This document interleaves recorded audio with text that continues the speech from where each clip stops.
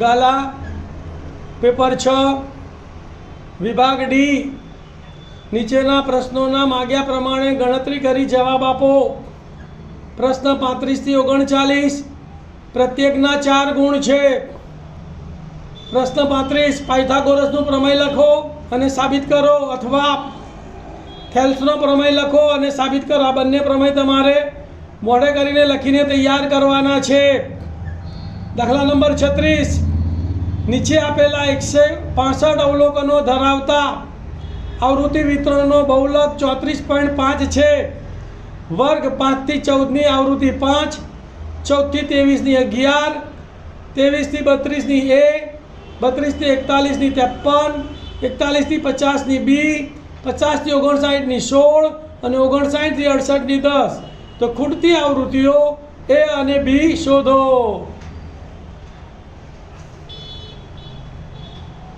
ધ્યાન આપજો ભાઈ।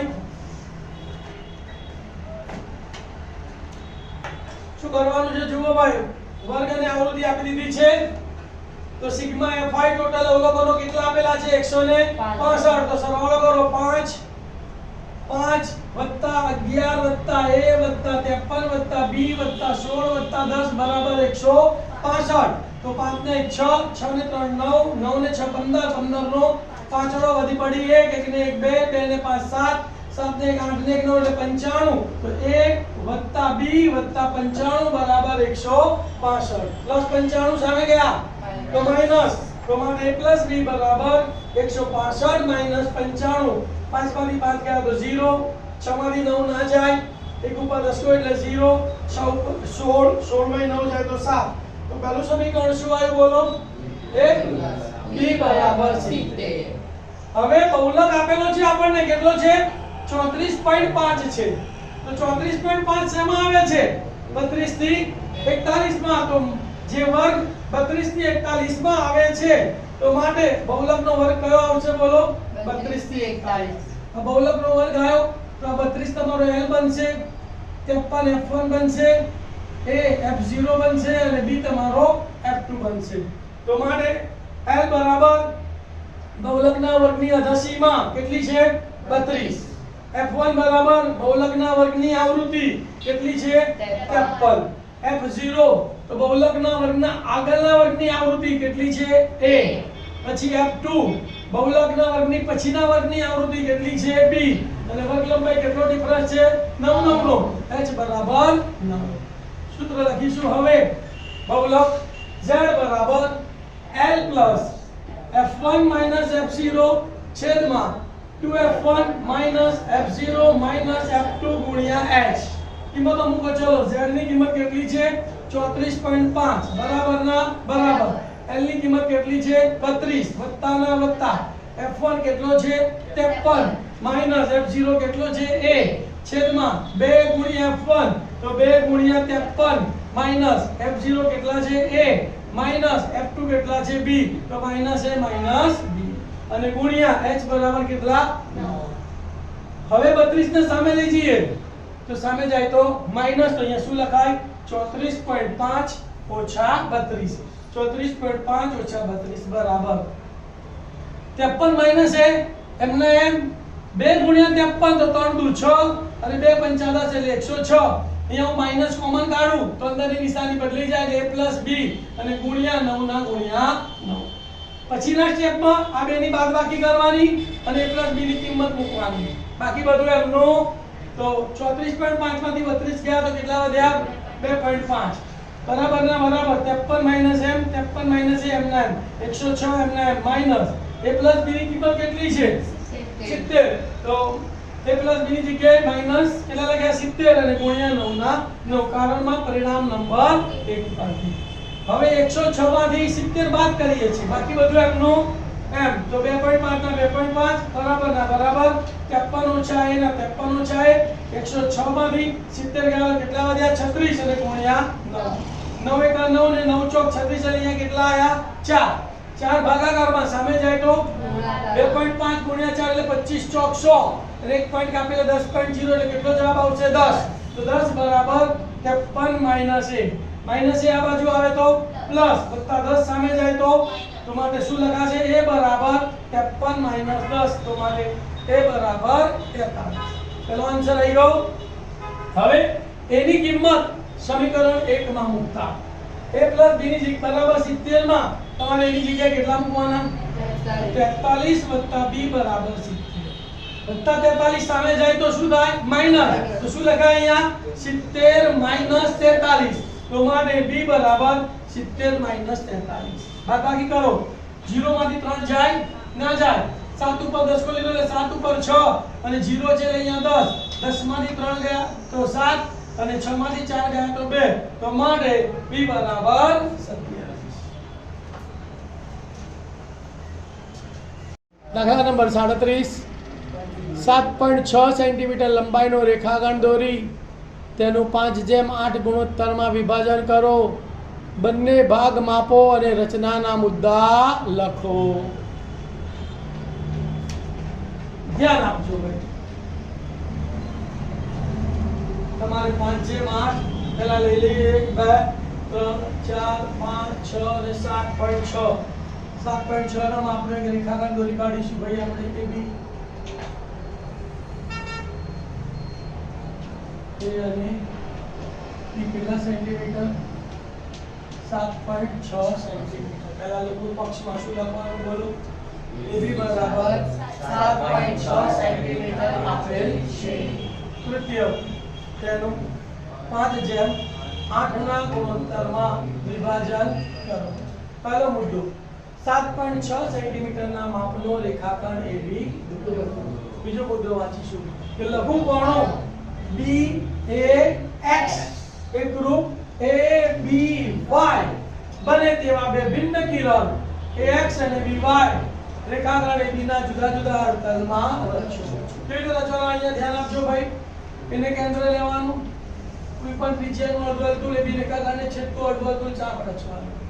B ને કેન્દ્ર લેવાનું હોય નીચે તરફ, એટલી ત્રિજ્યાનું કોઈ પણ રેખાખંડમાં છેદતું અર્ધવર્તુળ ચાપ રચવાની. થોડી ત્રિજ્યા શું કરી દેવાની? નાની કરી દેવાની. આ ચાપ AB રેખાખંડને જ્યાં છે તેને કેન્દ્ર લઈને આના ઉપર ચાપ રચવાનું. એટલી ત્રિજ્યા લઈને આ ચાપ જ્યાં છે ત્યાંથી આના ઉપર ચાપ રચવાનું. હવે તમારે કિરણ રચવાનું છે, બરાબર? તો અહીંથી તમારે આ રચી કાઢવાનું. AX કિરણ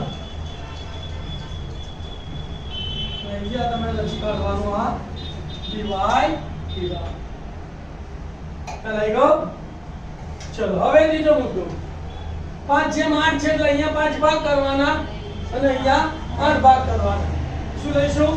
એને કેન્દ્ર લઈ 1/5 કરતા નાની અનુકૂળ ત્રિજ્યા r લઈ બિંદુઓ A1 A2 A3 A4 A5 એવા રચો કે જેથી A1 બરાબર A1 A2 બરાબર A2 A3 બરાબર A3 A4 બરાબર A4 A5. અને પછીનો મુદ્દો બી જોઈ લો. તો B ને કેન્દ્ર લઈ તેટલી જ ત્રિજ્યા r લઈ BY કિરણ પર બિંદુઓ B1 B2 B3 B4 B5 B6 B7 અને B8 એવા રચો કે જેથી BB1 બરાબર B1 B2 બરાબર B2 B3 બરાબર B3 B4 બરાબર B4 B5 બરાબર B5 B6 બરાબર B6 B7 બરાબર B7 B8 થાય. હવે ધ્યાન આપજો. કોઈ પણ એક ત્રિજ્યા લઈ લેવાની. એક ત્રિજ્યા તમારે કેટલાના ઉપર 5 ચાપ મારવાના. ધ્યાન છે બોલો? 1 2 3 4 5. હવે અહીંયા 8 ચાપ મારવાના. 1 2 3 4 5 6 7 અને 8. અહીંયા તમારે લખી નાખવાનું A1 A2 A3 A4 A5. અહીંયા લખી કાઢવાનું B1 B2 B3 B4 B5 B6 B7 ધ્યાન આપજો. આ A2 એ આ ચાપ ઉપર જ આવે એવું કઈ નક્કી નહીં. બરાબર? ગમે ત્યાં આવી શકે છે.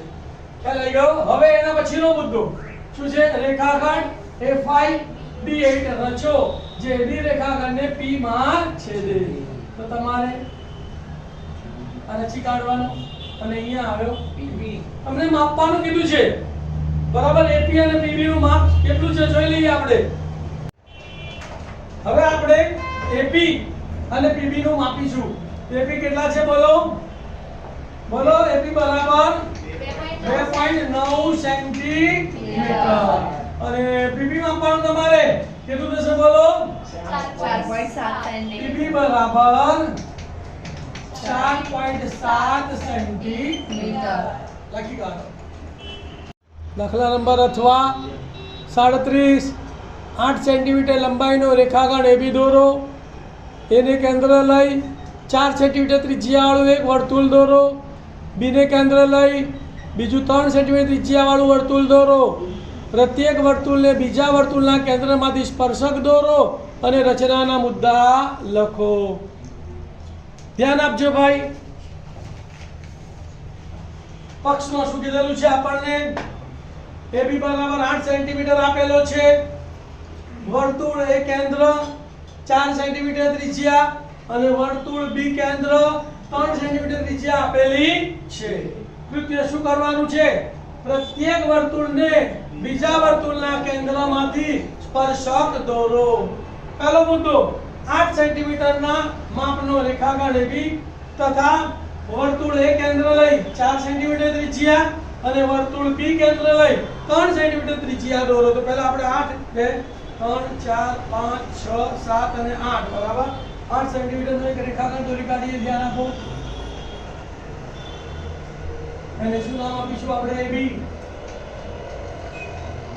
હવે એને કેન્દ્ર લઈને 4 સેન્ટીમીટર ત્રિજ્યા એટલે અડધી ત્રિજ્યા લઈ લઈએ બરાબર.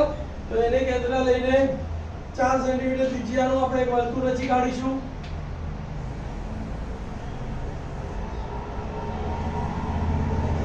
બરાબર. પછી B ને કેન્દ્ર લઈને 3 સેન્ટીમીટર ત્રિજ્યાનું વર્તુળ રચવાનું છે બીજું આપણે.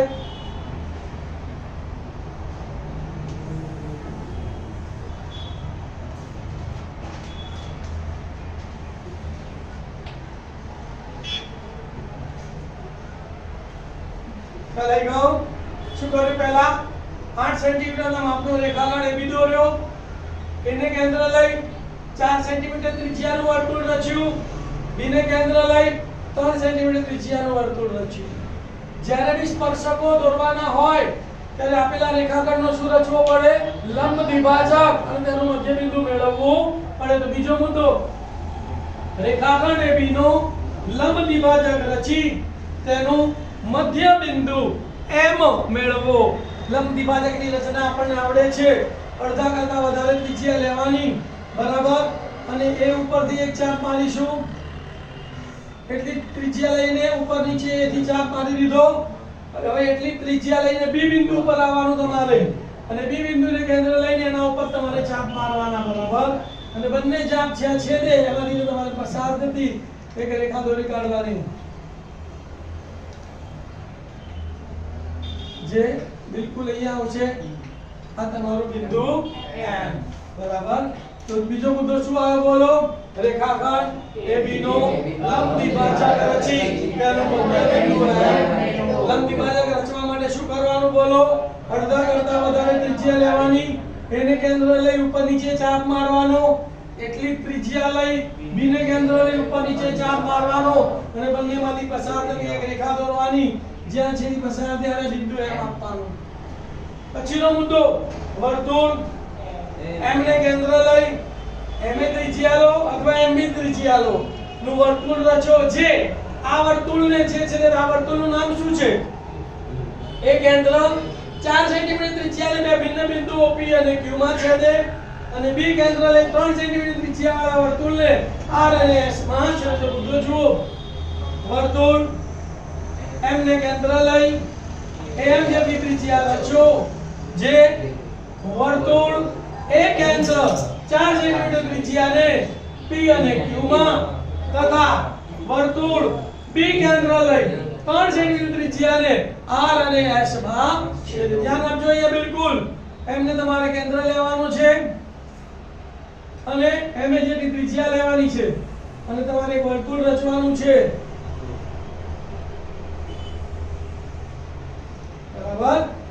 દોરી કાઢ્યું. હવે અહીંયા જ્યાં છેદે છે ત્યાં અહીંયા P નામ આપવાનું, અહીંયા Q નામ આપવાનું છે, અહીંયા તમારે R નામ આપવાનું છે અને અહીંયા તમારે S નામ આપવાનું છે. હવે શું કરશો? એને કેન્દ્ર લઈ સામેના વર્તુળને સ્પર્શક દોરવાના છે. તો રેખાખંડ AR અને રેખાખંડ AS રચો. B ને કેન્દ્ર લઈ આ વર્તુળ પર સ્પર્શક રચવાના છે. તો રેખાખંડ BP અને રેખાખંડ BQ રચો. બરાબર. આમ AP, AQ, BR અને BS બરાબર એ ભાગેલા સ્પર્શકો. અહીંયા જો નામ થોડો બદલાય થાય છે. AR આવશે બરાબર ને, AR અને AS અને BP અને PQ આવશે. તો આમ રેખાખંડ AR, AS, PQ અને BP એ ભાગેલા સ્પર્શકો છે. જુઓ રેખાખંડ AR અને રેખાખંડ AS એ કેન્દ્ર વર્તુળના સ્પર્શકો છે. રેખાખંડ BP અને PQ એ બી કેન્દ્ર વર્તુળના સ્પર્શકો છે. જેવું દોરવાનું એવું લખવાનું. ખ્યાલ આવી ગયો? દોરી કાઢો, લખી કાઢો. દાખલા નંબર 38. એક ફેક્ટરીમાં 50 કારીગરોના દૈનિક વેતનના નીચે આપેલા વિતરણનો વિચાર કરો. દૈનિક વેતન રૂપિયામાં, કારીગરોની સંખ્યા 500 થી 520 પગાર મળે એવા 12 કારીગરો, 520 થી 540 રૂપિયા પગાર મળે એવા 14 કારીગરો, 540 થી 560 રૂપિયા પગાર મળે એવા 8 કારીગરો, 560 થી 580 પગાર મળે એવા 6 કારીગરો, 580 થી 600 રૂપિયા પગાર મળે એવા 10 કારીગરો. યોગ્ય રીતનો ઉપયોગ કરીને કારખાનાના કારીગરોના દૈનિક વેતનનો મધ્યક શોધો. ધ્યાન આપો ભાઈ, મધ્યક શોધવાનો છે. અહીંયા તમે વર્ગ જુઓ 500, 520, 540, 560, 580 બધી એની અધસીમાં ચેક કરી તો બધામાં 20-20 તો વધારો છે. એટલે કેવી વર્ગ લંબાઈ છે? સમાન. સમાન વર્ગ લંબાઈ આપી હોય તો કઈ રીતનો ઉપયોગ કરવાનો? પદ વિચલનની રીત. કઈ રીતનો ઉપયોગ કરવાનો? પદ વિચલનની રીતનો આપણે ઉપયોગ કરીશું. તો પદ વિચલનની રીતમાં કેટલા ખાના? 5 ખાનાનો કોઠો બનાવવાનો. દૈનિક વેતન રૂપિયામાં, કારીગરોની સંખ્યા FI, મધ્ય કિંમત XI, UI વિચલન UI બરાબર XI - A upon H અને FI UI. ધ્યાન આપો. પહેલા તો દૈનિક વેતન ઉતારી લેવાનું રકમમાંથી. 500 થી 520 વાળા 12, 520 થી 540 વાળા 14, 540 થી 560 વાળા 8, 560 થી 580 વાળા 6, 580 થી 600 વાળા 10 અને કુલ કારીગરો કેટલા છે? 50. એટલે સિગ્મા FI બરાબર 50. હવે મધ્ય કિંમત શોધીશું. તો મધ્ય કિંમતનું સૂત્ર શું છે? અધસીમા વત્તા ઉર્ધ્વસીમા ભાગ્યા 2. 500 વત્તા 520 ભાગ્યા 2. એ બહુ લાંબો સરવાળો ના કરવો હોય તો કેટલાનો વધારો છે? 20. 20 ના અડધા 10 આમાં ઉમેરી દેવાના. એટલે 500 ને 10. વર્ગ લંબાઈ કેટલી છે? 20. બધામાં 20 ઉમેરી દેવાનું. પહેલી મધ્ય કિંમત કેટલી આવી? 510. પછી 20 ઉમેરો 530 વત્તા 20 550 વત્તા 20 570 વત્તા 20 590. મધ્ય કિંમત શોધતા આવડી ગયું? હવે વિચલન UI. તો જે વચ્ચેનું અવલોકન હોય અથવા જેની આવૃત્તિ સૌથી વધુ હોય એ બેમાંથી એકને આપણે ધારેલ મધ્ય કિંમત ધારવાનું. આપણે વચ્ચે અવલોકન 550 ને આપણે એ તરીકે ધારીએ છીએ. તો ધારો કે એ બરાબર 550. તો જેને ધાર્યું એનું પદ વિચલન એની UI કેટલી આવે? 0. ઉપર -1 -2, નીચે 1 અને 2. હવે FI UI 12 ગુણ્યા -2 -24, 14 ગુણ્યા -1 -14, 8 ગુણ્યા 0 0, 6 ગુણ્યા 1 6, 10 ગુણ્યા 2 20. સિગ્મા FI UI પહેલા ઋણનો સરવાળો કરીએ તો 24, તો 4 ને 4 8, 2 ને 1 3 એટલે -38, પ્લસ નો સરવાળો કરે 20 ને 6 26. 1 વત્તા 1 ઓછા બાદબાકી થાય. મોટીમાંથી નાની બાદ કરવાની. નિશાની મોટી સંખ્યાની. 8 માંથી 6 ગયા તો 2, 3 માંથી 2 ગયા તો 1. નિશાની મોટી સંખ્યા માઈનસ છે એટલે જવાબ કેટલો આવ્યો? -12. તો સિગ્મા FI UI બરાબર -12. હવે મધ્યકનું સૂત્ર આવે. મધ્યક x બાર બરાબર a plus sigma FI UI upon sigma FI ગુણ્યા h.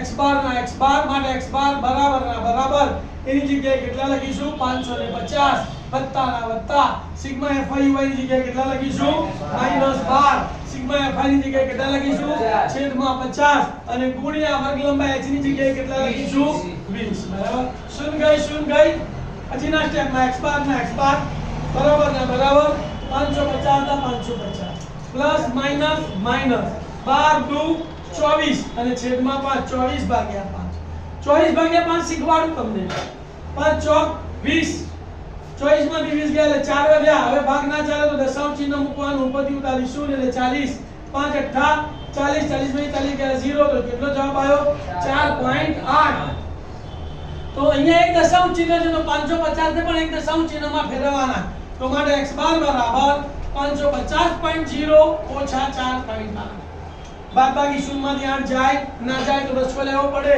તો નજીકની સંખ્યા ઉપર આપણે દસકો લઈએ તો 5 ઉપર 4 0 ઉપર 9 અને આ 0 ઉપર 10 માંથી 8 ગયા તો બે દશાંશ ચિહ્ન 9 માંથી 4 ગયા તો 5 4 ના 4 અને 5 ના 5 અને એકમ શું છે રૂપિયા તો માટે x બાર બરાબર 545.2 રૂપિયા ચાલ આવ્યો બધાને દાખલા નંબર 39 એક ઘન પદાર્થ 1 સેમી ત્રિજ્યા ધરાવતા અર્ધગોલક ઉપર તેટલી ત્રિજ્યાવાળો શંકુ ગોઠવીને બનાવાયો છે શંકુની ઊંચાઈ એ તેની ત્રિજ્યા જેટલી છે તો આ ઘન પદાર્થનું ઘનફળ પાઈના ગુણિતમાં શોધો ધ્યાન આપો ભાઈ પહેલી લીટી શું કહે છે આપણને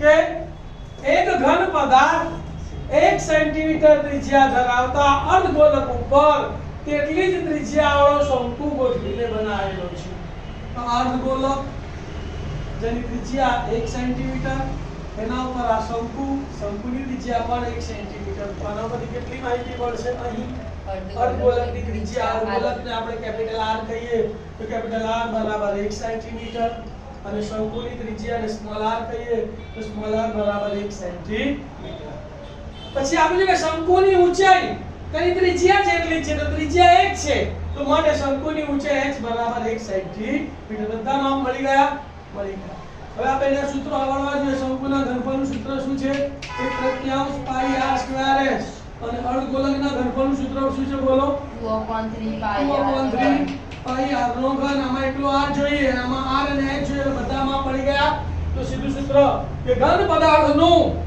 ઘનફળ બરાબર અર્ધગોલકનું ઘનફળ વત્તા શંકુનું ઘનફળ અર્ધગોલકના ઘનફળનું સૂત્ર 2/3 પાઈ r નો ઘન વત્તા શંકુના ઘનફળનું સૂત્ર 1/3 પાઈ r સ્ક્વેર કિંમતો મૂકો 2/3 ગુણ્યા પાઈ સ્વરૂપમાં જવાબ લાવવાનો છે એટલે પાઈ ના પાઈ r નો ઘન એટલે ગુણ્યા 1 નો ઘન વત્તાના વત્તા 1/3 ગુણ્યા પાઈ ના પાઈ r નો વર્ગ એટલે r 1 છે એટલે 1 નો વર્ગ અને ગુણ્યા h પણ 1 છે એટલે ગુણ્યા 1 સાદરૂપ આપણું 1 નો ઘન 1 2 એકા 2 કૌંસમાં 2 પાઈ અને છેદમાં 3 તો 2 પાઈ upon 3 વત્તા 1 નો વર્ગ 1 એકા 1 એકા 1 તો પાઈ એકા પાઈ તો પાઈ છેદમાં 3 અપૂર્ણાંકોના સરવાળા કરવા હોય તો લસા લેવો પડે છેદ કેવો છે સરખો તો અંશનો સરવાળો છેદ એનો એ 3 ના 3 2 પાઈ વત્તા 1 પાઈ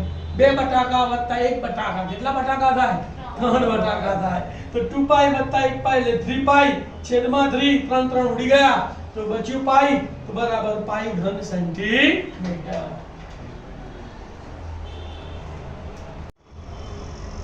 પેપર 6 અથવા દાખલા નંબર 39 પાણીથી પૂર્ણ ભરેલી એક અર્ધગોળાકાર ટાંકી છે તેને પાઇપ દ્વારા 3.4 લીટર પ્રતિ સેકન્ડના દરથી ખાલી કરવામાં આવે છે ટાંકીનો વ્યાસ 3 મીટર હોય તો તેને અડધી ખાલી કરવા માટે કેટલો સમય જોઈએ પાઈ બરાબર 22/7 લો ધ્યાન આપો ભાઈ અહીંયા આ અર્ધગોળાકાર ટાંકી છે થાંભલા ઉપર ઉભેલી અહીંથી ને પાણી કાઢવામાં આવે છે કયા દરથી પાણી નીકળે છે તો 3.4 7 * 21 = 4 25/7 લીટર પ્રતિ સેકન્ડ ના દરથી પાણી નીકળે શું કરવાનું તમારે? પાણીનું ઘનફળ શોધી કાઢવાનું અને પછી પદ મૂકવાનું કે 25 લીટર પાણી નીકાળવા માટે 1 સેકન્ડ લાગે, તો જેટલું ઘનફળ આવે એટલું પાણી નીકાળવા માટે કેટલા સેકન્ડ લાગે? તો જુઓ, પાણીથી પૂર્ણ ભરેલી એક અર્ધ ગોળાકાર ટાંકી છે, તેને પાઇપ દ્વારા 3.4 એટલે 7 તરી 21 ને 4 25 લીટર પ્રતિ સેકન્ડના દરથી ખાલી કરવામાં આવે છે. આનો મતલબ મેં સમજાયો ને કે 1 સેકન્ડમાં કેટલું પાણી નીકળે છે? 25 લીટર. 1 સેકન્ડમાં કેટલું પાણી નીકળે છે? 25 તો ટાંકીનું ઘનફળ લીટરમાં શોધી કાઢીએ. 25 લીટર ટાંકી ખાલી કરવા માટે 1 સેકન્ડ, તો આટલા લીટર પાણી ટાંકી ખાલી કરવા માટે કેટલો સમય લાગે? ટાંકીનો વ્યાસ આપેલો છે 3 મીટર. તો પહેલું કામ શું કરવાનું? ત્રિજ્યા. તો ટાંકીની ત્રિજ્યા r બરાબર વ્યાસ ભાગ્યા 2 3/2 મીટર ભાગાકાર કરવાનો. ટાંકીને અડધી ખાલી કરવાની છે, પૂરેપૂરી ખાલી નથી કરવી ભાઈ. તમારે અર્ધગોલક ટાંકીનું અડધું ઘનફળ શોધવું પડશે. કેટલું શોધવું પડશે? તો આપણે લખીશું કે અર્ધગોલાકાર ટાંકીના ખાલી કરેલા પાણીનું ઘનફળ, અર્ધગોલાકાર ટાંકીના ખાલી કરેલા પાણીનું ઘનફળ બરાબર 1/2 ગુણ્યા અર્ધગોલક ટાંકીનું ઘનફળ બરાબર 1/2 ગુણ્યા અર્ધગોલક ટાંકીના ઘનફળનું સૂત્ર શું? 2/3 પાઈ r નો ઘન. એમાં તો મૂકું છું 1/2 ગુણ્યા 2/3 પાઈ ની જગ્યાએ ગુણ્યા 22 ગુણ્યા r નો ઘન. r છે 3/2 કેટલી વાર? 3 વાર. કેટલી વાર? ચલો 2 ઉડી ગયા, ઉડી ગયા. અહીંયા 3 ઉડી ગયા, ઉડી ગયા. 2 કેટલા આયા? 11. તો કેટલા બચ્યા? 11 ગુણ્યા 3 ગુણ્યા 3 એટલે 3 તરી 9, 9 ગુણ્યા 11 એટલે 99. છેદમાં કેટલા બચ્યા? 7 ગુણ્યા 2 ગુણ્યા 2 એટલે 7 દુ 14 28. તો 99 છેદમાં 28 ઘન મીટર. અને શેમાં ફેરવીશું આપણે? લીટરમાં. તો 1 ઘન મીટર બરાબર 1000 લીટર. તો 1000 વડે ગુણવા પડે. તો 99 છેદમાં 28 ગુણ્યા 1000 લીટર. કારણમાં લખવાનું 1 ઘન મીટર બરાબર 1000 લીટર. પદ મૂકી દેવાનું હવે કે 25 લીટર ટાંકી ખાલી કરવા કેટલો સમય લાગે? 1 સેકન્ડ. તો 99 છેદમાં 28 ગુણ્યા 1000 લીટર ટાંકી ખાલી કરવા કેટલો સમય લાગે? તો માટે લાગતો સમય બરાબર આ બેનો ગુણાકાર અને આ ભાગાકારમાં. તો 99 છેદમાં 28 ગુણ્યા 1000 ગુણ્યા 1, 99 છેદમાં 28 ગુણ્યા 1000 ગુણ્યા 1 અને છેદમાં 25 25 અને છેદનો છેદ ક્યાં ગયો? ઉપર. બરાબર. તો હવે જુઓ, સાતે ભાગ ચાલે. 7 એકા 7 અને 7 ચોક 28, 25 ચોક 100. તો 2 મિનિટ કાપી લીધા. તો 99 ગુણ્યા 10 એટલે કે 990 સેકન્ડ લાગે. જો તમારે આ જવાબને મિનિટમાં ફેરવવો હોય તો 60 વડે ભાગી નાખવાના. ના ફેરવો તો પણ ચાલે. તો તમારો જવાબ શું લખી શકો છો તમે? 990 સેકન્ડ લાગે.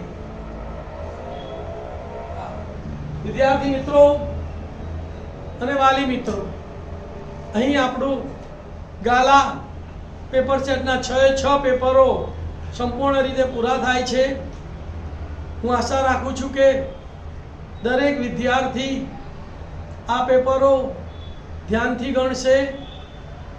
જે વિષયમાં જે ચેપ્ટરો નહીં આવડતા હોય એના દાખલા, એની રીત ધ્યાનથી સમજશે તો કોઈ પણ વિદ્યાર્થી નપાસ થશે નહીં.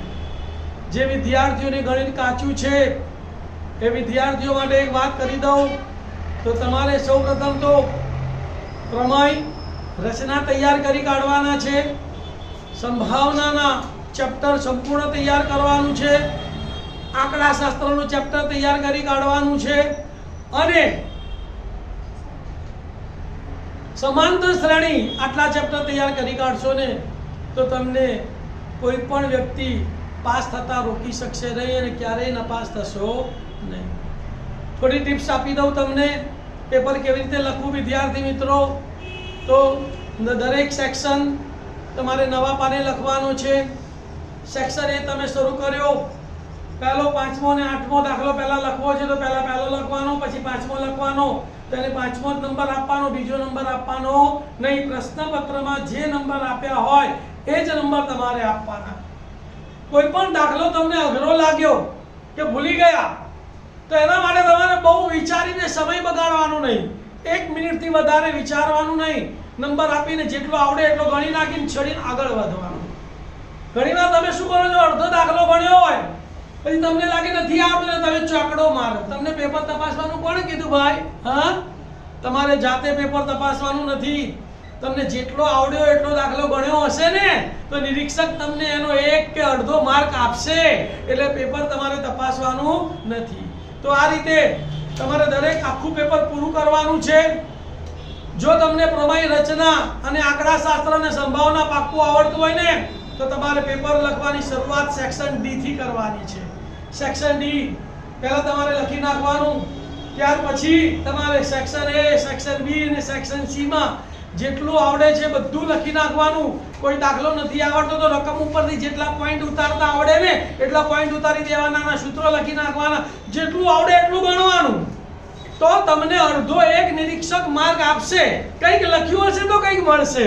એટલે કોરું છોડીને આવવાનું નથી, તમારે પેપરને તપાસવાનું નથી. ખોટું હોય તો ખોટું ગણીને તમારે છોડી દેવાનું છે. આ ઉપરાંત પેપરની અંદર ઘણા હોશિયાર વિદ્યાર્થીઓ પેપરને સુંદર સજાવતા હોય છે, લાલ, લીલી, કાળી પેનોનો ઉપયોગ કરતા હોય છે. પણ તમને સુંદર સજાવવાનો શોખ અહીંયા નિરીક્ષક તમને ભારે પાડશે, કારણ કે નિરીક્ષક એવું વિચારે છે કે તમે નિશાનીઓ કરી છે પેનોથી, એટલે શું કરે છે, તમારા માર્ક કાપી કાઢે છે. પણ તમારો કોઈ એવો આશય હોતો જ નથી. એટલે વિદ્યાર્થી મિત્રો માત્ર ને માત્ર એક બ્લુ પેનનો અને પેન્સિલનો જ ઉપયોગ કરવાનો છે, બીજી કોઈ પેનનો ઉપયોગ કરવાનો નથી. પેપરની અંદર ક્યાંય જય માતાજી કે જય રામાપીર દાદા કે જય અંબામાં એવું કંઈ લખવાનું નથી. કારણ કે એવું બી કંઈક લખશો ને તો પાછો નિરીક્ષક એવું વિચારશે કે આ કંઈક સંકેત કરવા માટે લખેલું છે. બરાબર, ખૂબ સારી રીતે ગભરાયા વગર પેપર લખવાનું છે. સંપૂર્ણ પેપર લખવાનું છે, જેટલું આવડે એટલું પૂરેપૂરું બધા પ્રશ્નો આવવા જોઈએ. ઘણીવાર શું થાય છે કે કોઈ દાખલો ના આવડે ને તમે એમાં ને એમાં મચી પડો છો, અને પછી જ્યારે છેલ્લે ઘડિયાળ જોવો છો સેક્શન ડી તો છૂટી ગયું. ભલી તો તારી ભલી થાય, 20 માર્કના માંથી તમને પ્રમેયને રચના આવડતા રહીને છોડીને આવ્યા છે, નહોતો આવડતો એના પાછળ સમય બગાડ્યો. જે દાખલો નથી આવડતો એના પાછળ 1 મિનિટથી વધારે સમય બગાડવાનો નથી. એનો નંબર આપી જગ્યા છોડીને આગળ વધવાનું છે. સપ્લિમેન્ટરી જોઈએ એટલી મળશે. કોઈ નિરીક્ષક તમને એમ નહીં કહે કે કેમ ભાઈ સપ્લિમેન્ટરી આટલી લે છે, કારણ કે તમે પરીક્ષા ફી ભરેલી છે, તમે મફત સપ્લિમેન્ટરી માંગતા નથી. આશા રાખું કે મારા વિડીયો જોનારા અને એમાંથી ગણિત શીખનારા કોઈ પણ વિદ્યાર્થી ફેલ ના થાય અને 80 માંથી 80 માર્ક લઈને આવે. All the best. ઓમ નમઃ શિવાય. Thank you.